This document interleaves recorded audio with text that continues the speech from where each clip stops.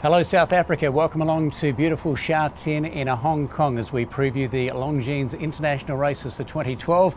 I'm Craig Evans and with me is Teletrack presenter Grant Knowles. Grant, always great to be in Hong Kong. The best horses in the world race here every year. Fantastic. They must be delighted with the fields that they've attracted this year as well. But for us, a little bit sad. It was a real hype when we've had horses like National Currency and possibly Cerise Cherry flying the flag for us, but not quite a JJ, the jet plane, I don't think. Yeah, I don't want to recall too much 2010 when JJ was able to nut Rocket Man right on the wire. It was bittersweet, of course. The South Africans loved it, but from a Singaporean point of view, it wasn't quite the result we were after. But great fields coming up on Sunday afternoon.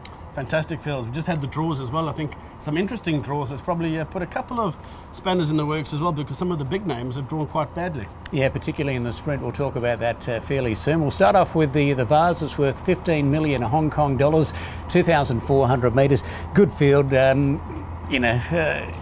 The history says that the Europeans win this, and there's some good ones, particularly Sea Moon, who brings very good form here to Hong Kong. Brings great form in and drew very well as well. Barrier position 3, and I think obviously he's going to be the horse to beat. He's fared well in Group 1 company, and other than some of the horses here that the local breds that might have a bit of a home course advantage, I think he must come into the race as my first choice. Yeah, they don't really run the 2004 for the local horses, so it's usually the imports that win this race. Sea Moon, Dunedin, he comes through the Melbourne Cup, a little bit disappointing in the Melbourne Cup, but the race wasn't run to suit. But of course he won the Caulfield Cup. Very good horse. Well travelled horse as well. He must have quite a few Voyager miles if he's a traveller like that, but on his day he must be a big threat. Yeah, he's a very good horse. Chin Chon, he won the Singapore Cup, but he's only had one run since then, so obviously a few little setbacks, I'd imagine. He's drawn wide as well. Just his couple of attempts over the 2,400 metre track, he seems to just be probably his worst runs. So I'm not sure whether maybe it's just a bit on the far side for him. Yeah, and Red Cadeau, he went very close in the Melbourne Cup last year, but not sure he's quite the same horse in 2012. I think if he were to reproduce his run in the Coronation, I think he would be right on top of them, but he hasn't quite been in form, and he's going to have to improve a bit. Okay, we go through some of the others. We've got vision from their track work during the week, and the likes of Joshua Tree. He's drawn quite well for a very good rider, Christos Simeon. Absolutely, and he's riding at the top of his game. Drew 6, and another horse that has to come into the race. He wasn't disgraced last time out, was he? He ran a cracker in Canada. He did indeed, but finally for the Longines Hong Kong Vase, I've settled on Sea Moon. I think he brings that very good European form here. Failed in the Arc to a degree, but a lot of horses do in those sort of races. But on his best European form, I think he might be the way to go. Dunedin, horse number 2, his run in the Melbourne Cup was disappointing, but as I say, there wasn't a lot of speed in that particular race. He comes through a very good run in the Caulfield Cup, and I thought the best of the others might be Red Cadeau, and also down the bottom Peguera, who's drawn a little bit wide, the French galloper, but I've marked them here as 1, 2, 6 and 12. What do you make of the 11, William Haggis's filly? Is it stepping class for her? Do you think have the fillies got a decent record in this race? I'm not so sure, to be honest with you, but it's looked okay. It's got an unusual clipping on that galloper. It's looked okay at track work during the week, but yeah, you can't tip them all, can you? No, absolutely. No. I'm not far behind you there. I've gone with 1, 2, 5 and 11, so also in the camp of Sea Moon. Yeah, it's always a good race, the Longines Vase here in Hong Kong over the 2,400 metres, but it's a race, as we say, won by the Europeans. Generally the local horses don't fare that well. They certainly fare well in the mile and also the Hong Kong Cup, and generally in the sprint as well. We've still got those races to look forward to very soon. We'll be back with more.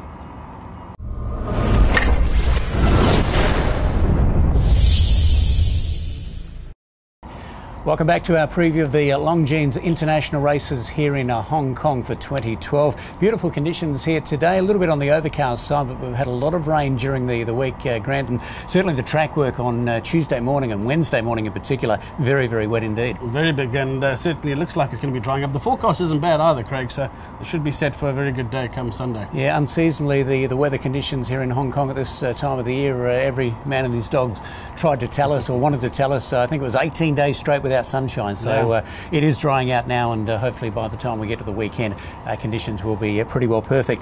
We're down to the Hong Kong sprint over the 1,200 metres. Generally won by the locals. As you mentioned a little bit earlier on, JJ the Jet Plane was one of the few international horses that was able to claim this race a couple of years ago. Absolutely, and if you go much further back to 2002, where National Currency took on the mighty Silent Witness and gave him a bit of cheek. I think quite a few people got a bit of a fright when that race was run, and National Currency seemed to have quite an easy lead.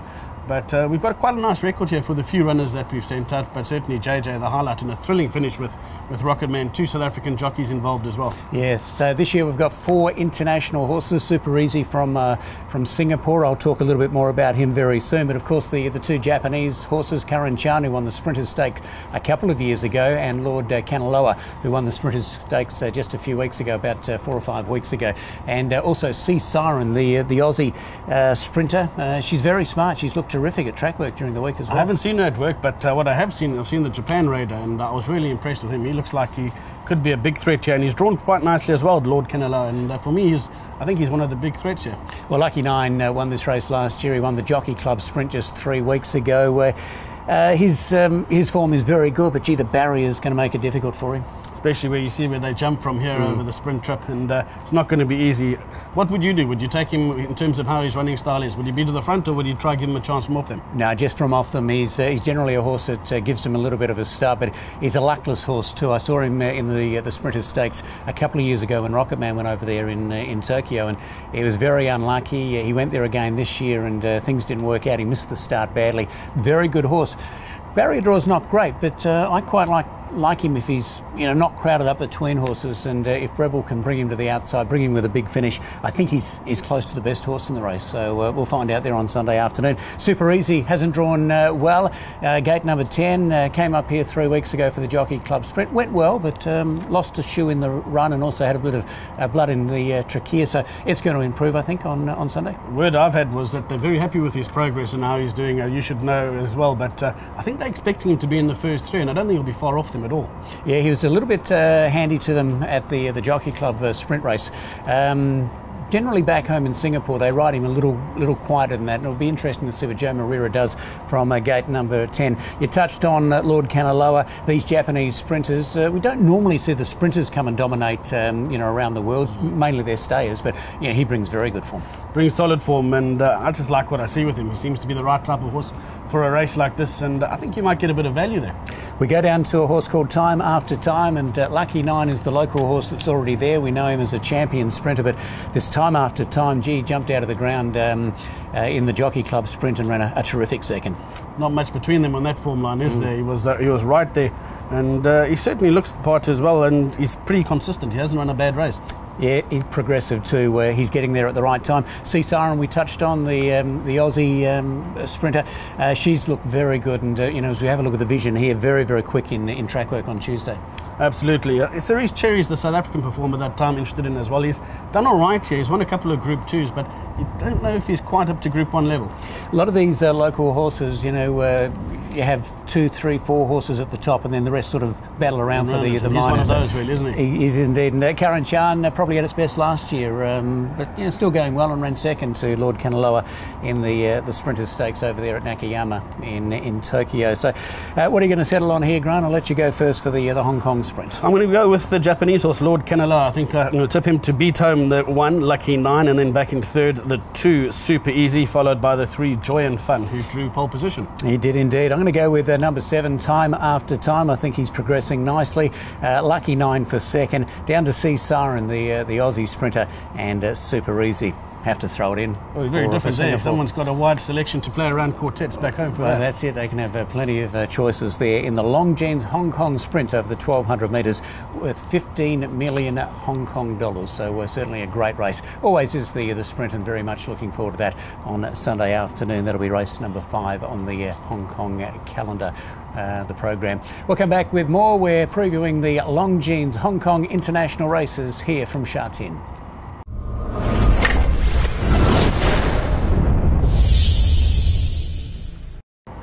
Welcome back to Sha Tin here in Hong Kong. We preview the Longines International races for 2012, and we're down to the 20 million Hong Kong dollar Longines Hong Kong mile coming up over the 1600 metres. Grant Knowles from Teletrack is with me. Grant, it's a race that invariably is won by a local galloper, a Hong Kong trained galloper. Got a great record, and John Muir himself's got a great record in this race as well. Look at the prize money. What a stake to be racing for. Yeah, it's a lot of money, isn't it? It's their grand final, isn't it, for the local horses, and we've got some really good ones from the local brigade here. And Tony Millard has Ambitious Dragon. He's drawn a shade wide in the 11, but a nice long run from the 1600 metres here at Sha Tin.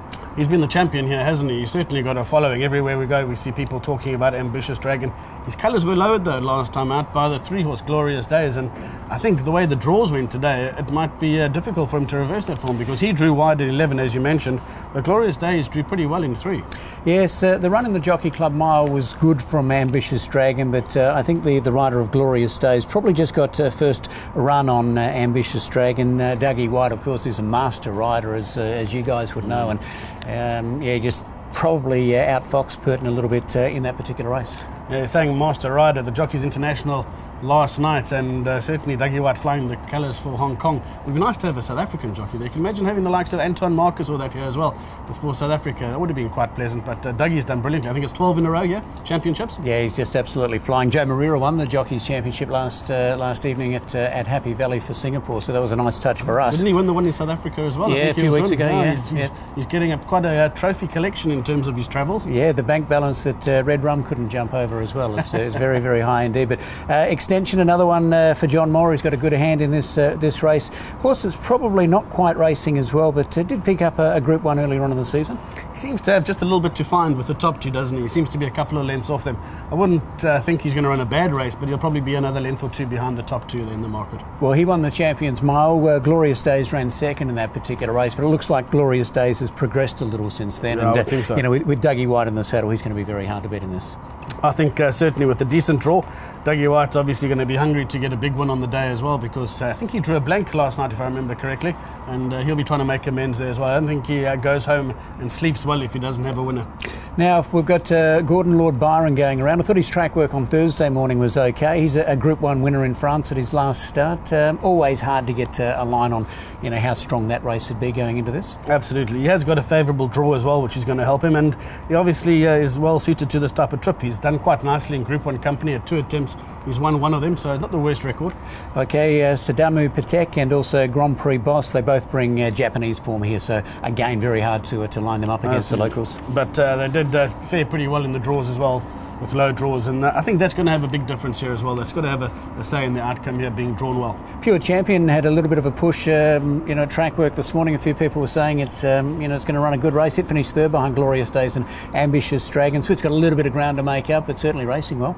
Racing very well. We're going to have to contend with a wideish draw of 12, but I think if he puts his best foot forward, he's not going to be far off them. And for South Africa, certainly want to throw into the quartet. What about Don Bosco? He comes here with pretty good form from France, and he's another one that's caught the eye at track work. A lot of people talking about how well he's been working here, and he certainly put up some good times and some good fractions. I think if he reproduces his best, another one with a nice draw, I'd be throwing him to my quartet. Okay, Master of Hounds, he's widely travelled. He was in Dubai earlier on in the season. He won a Group 2 race in Turkey a couple of starts ago. And now racing in the colours of Sheikh Mohammed bin Khalifa Al Maktoum, obviously has quite a few horses with Mike de Kock in South Africa, so we know those colours pretty well. And William Haggis also showing a little bit of confidence, expecting quite a nice run. Now this one down the bottom, Packing Whiz, I think is going to run a very good race. I've got him in the placings. He's a horse that's coming along nicely. Brett Preble's going to take the ride, but he's drawn just a shade wide out there in the 10.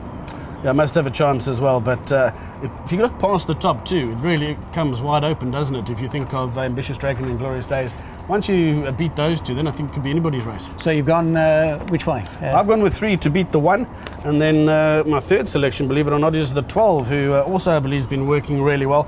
And I saw the connections, and they were very bullish of a big run from Sioma. Okay, I'm going to go the way of 1, 3, 10 and 2. So Ambitious Dragon from Glorious Days, Packing Whiz and Extension for the Hong Kong Mile. It is good to see that the weather has improved too. We mentioned a little bit earlier on, but gee, if we had the rain that we had Tuesday and Wednesday going into Sunday, it would not have been pleasant. It wouldn't be nice, no. But as we said, the forecast is pretty good and seems to be improving all the while, and it should be ideal. Okay, we're looking at the the Sha Tin Hong Kong International races, courtesy of Longines for the very first time, sponsoring the big meeting here. One more race to take a look at coming up very soon.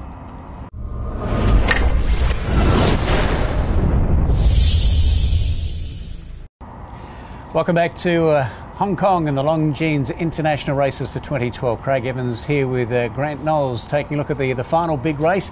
It is the Cup over the 2,000 metres. Always a great race, this one. And the prize money of 22 million Hong Kong dollars. Always a superstar race. California Memories, the defending champion, always races well. Needs a bit of luck, but one of those real flashy grey type horses. Fantastic looking horse. And boy, has he done well for his connections, hasn't he? And always has a bit of support when he comes to any of the venues. It'll be great to see him pull off a double. Well, probably the highest profile horse in the race is Cirrus de Zagor, who has been here 3 times in the past, and the record that it carries around the world suggests it should have been competitive, but the facts are it hasn't really fired in Hong Kong in the past. He hasn't really, but if anything, he seems to be getting better, unless that last run behind Frankel is a bit misleading, but certainly that kind of effort here will certainly bring you to the number 1 box. If he reproduces that, surely it'll be good enough to win.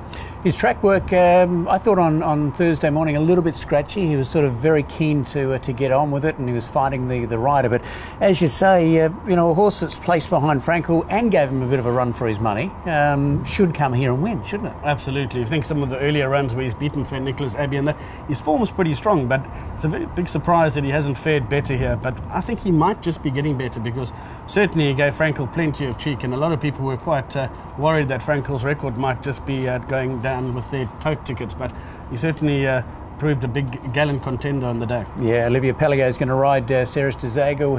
He won the Arc just a few months ago, so he's a very, very good rider.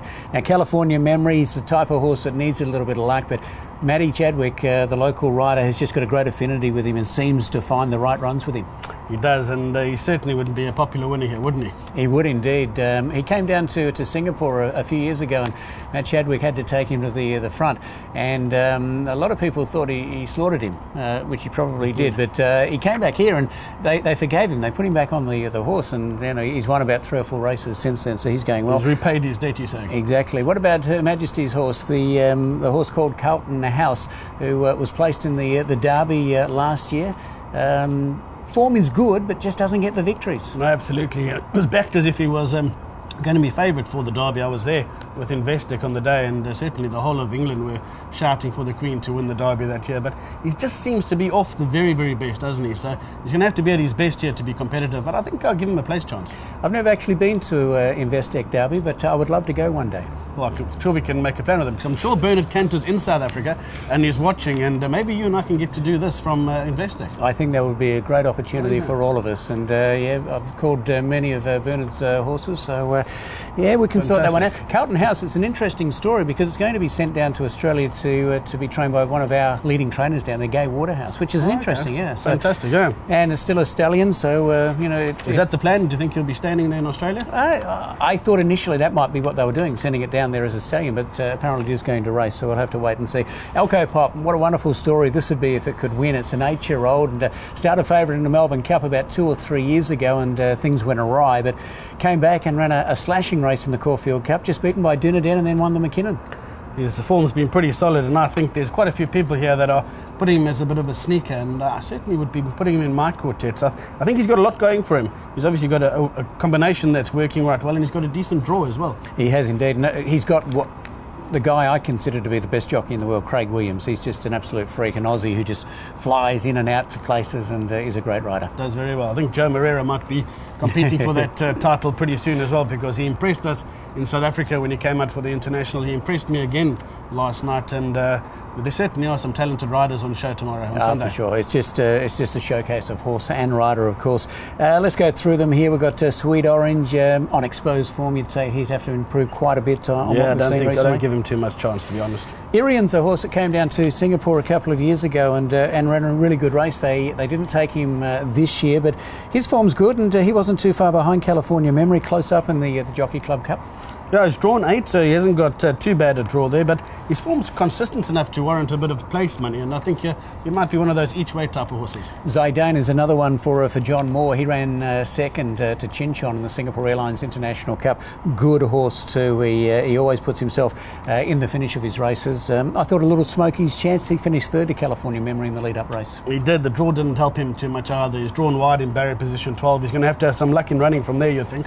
You would indeed. Let's skim through these a little bit. We're going to have a look at C'est Noir. I think that's how we say it. The French Colton. It brings pretty good form here, including a placing in the Derby over there.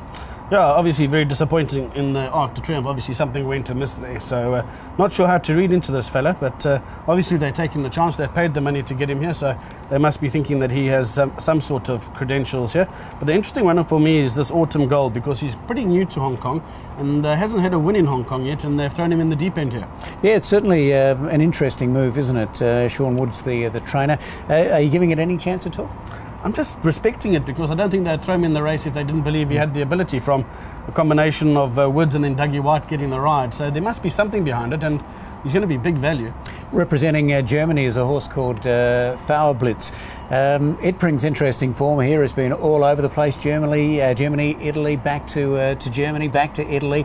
Widely travelled. I thought he looked pretty good at the track during the week, in actual fact. He has been working very well, and I heard a couple of people talking about him during the course of this week as well.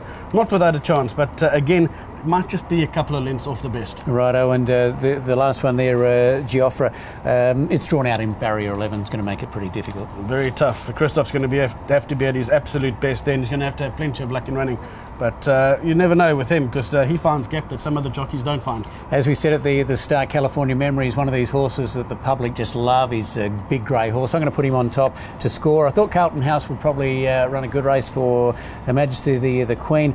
C'est Noir, the French galloper, and also Zidane, I thought had a chance in the race. All right, I'm siding with number 1, Cirrus Dagels. I think his Frankel form certainly warrants him to be right up there involved in the finish. And then I do like a little bit of Alcapop, and obviously Carlton House as well for me for third. Okay, we'll spread them around there as well. Thanks for your time, Grant. Hopefully we've found the viewers some winners here on what should be an outstanding day's racing there on Sunday. Looking forward to it almost as much as I enjoyed the cricket. Cricket. We don't follow cricket in Australia anymore. Oh, is it finished now? No, yeah, I think so. We're finished anyway. Thanks for your time. Thanks for joining us. Hopefully we've found you some winners. Enjoy the day there on Sunday afternoon at the Longines International Race Day.